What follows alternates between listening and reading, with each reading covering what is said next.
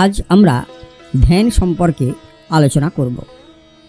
কীরকম আলোচনা না, যখন আমরা ধ্যানে বসি, সেই ধ্যানে বসে আমাদের কি ভাবা উচিত আর কি করা উচিত, তাহলে ধ্যান অত্যন্ত ভালো হবে, অর্থাৎ ধ্যানের গভীরে আমরা যেতে পারব।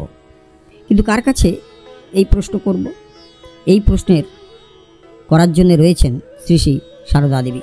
মা সারদাই এই প্রশ্নের উত্তর দিয়েছেন, অর্থাৎ ধ্যান সম্পর্কে শ্রী শ্রী মা সারদা তাঁর উপদেশ দিয়েছেন। চলুন শুনে নেওয়া যাক মা সারদা এই ধ্যান সম্পর্কে কি বলছেন।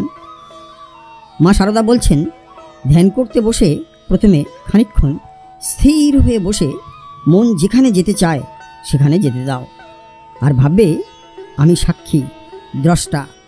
বসে বসে মনের ভাষা, ডোবা, দৌড় ঝাঁপ দেখতে থাকো। আর ভাববে আমি দেহ নই, ইন্দ্রিয় নই, মন নই, আমি মন হতে সম্পূর্ণ পৃথক এক সত্তা। আর ভাববে আমি আত্মা, আমি প্রভু, আর মন হলো আমার দাস। এই রকম ভাবতে ভাবতে যদি আমরা ধ্যান করতে পারি, তাহলে মা সারদা বলছেন কয়েকদিনের মধ্যেই মন একেবারে স্থির হয়ে যাবে এবং মানুষ ধ্যানের গভীরে চলে যাবে। বন্ধুরা, আশা করি ভিডিওটি ভালো লেগেছে। যদি ভালো লেগে থাকে তাহলে প্রতিদিনের মতো লাইক, শেয়ার, কমেন্টস করবেন।